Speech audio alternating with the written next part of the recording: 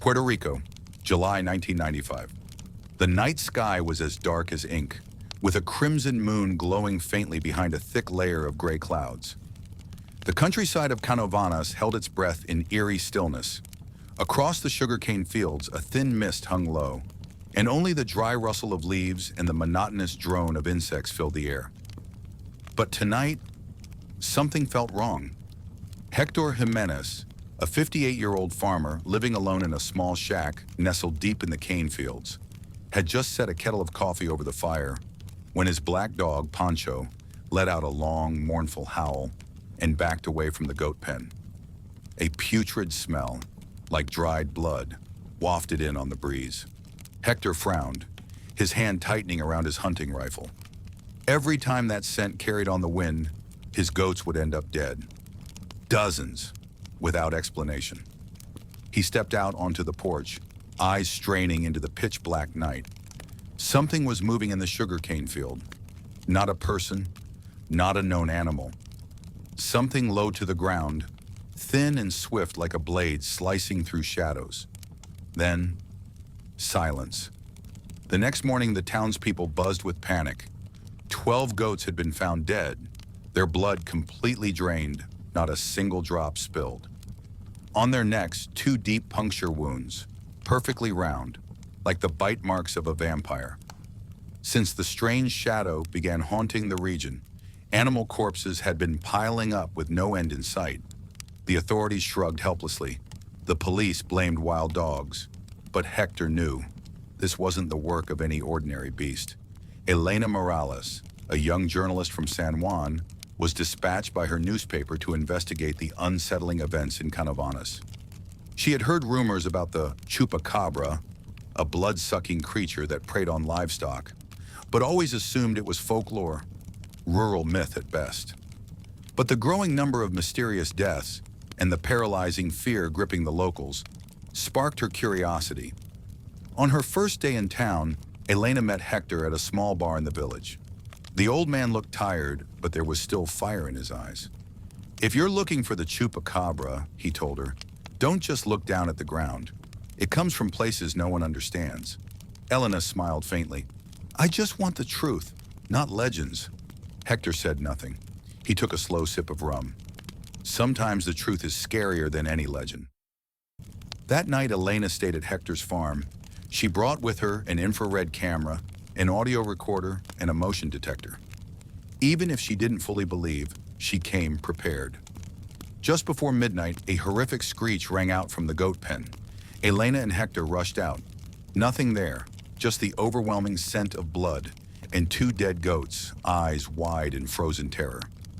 Through the infrared lens, something moved, just a blur in the corner of the frame. Its shape resembled a hairless monkey, with a ridge of sharp spines running down its back. Elena began tracking similar cases across the region. One name kept surfacing: Don Rafael, a reclusive man who lived deep in the forest, claiming to have once encountered the Chupacabra. Finding his shack wasn't easy. Hidden among thick trees, the shelter was made of tarps and banana leaves, surrounded by amulets, tufts of animal hair, and even goat skulls. Don Rafael, with wild hair and deep cavernous eyes, watched her with suspicion. "El Diablo Pequeño," he whispered upon seeing Elena. "I saw it for the first time in 1975. It doesn't just drink blood, it drinks souls." He recalled a rainy night when a child from the village vanished. The next morning, only a blood-stained shirt was found hanging from a high tree branch. Since that day, fear took hold of the village. The government covered it up, blaming wolves. But the people knew the Chupacabra had come. "Don't look with your eyes," Don Rafael murmured.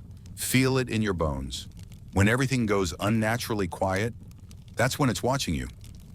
That night, Elena and Hector set a trap.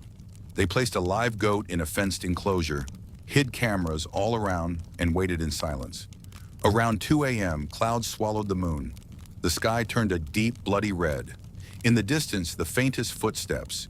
Too light for a man, not quite 4-legged either. A sound of something slithering and hopping. Suddenly, the audio recorder began to glitch. The camera flickered, and in the dark, a pair of glowing red eyes appeared behind the pen. Elena held her breath. Through her infrared binoculars, she saw the creature clearly. About 4 feet tall, gray-skinned, red-eyed, with razor-sharp claws. Along its back, jagged spines stood erect. It moved as if gliding just above the ground. The Chupacabra stopped beside the goat, but didn't bite. It simply placed 2 claws on the animal's neck. The goat whimpered and then fell silent. A dark vapor like black mist seemed to be drawn out of its body. Elena was frozen in horror. Hector raised his rifle, but his hands were trembling. Then the creature turned. Its red eyes locked directly onto Elena, through the lens. A chill shot down her spine. She stumbled backward, slipping, her flashlight crashing to the dirt. And just like that, the creature vanished into the cane fields. No tracks, no sound.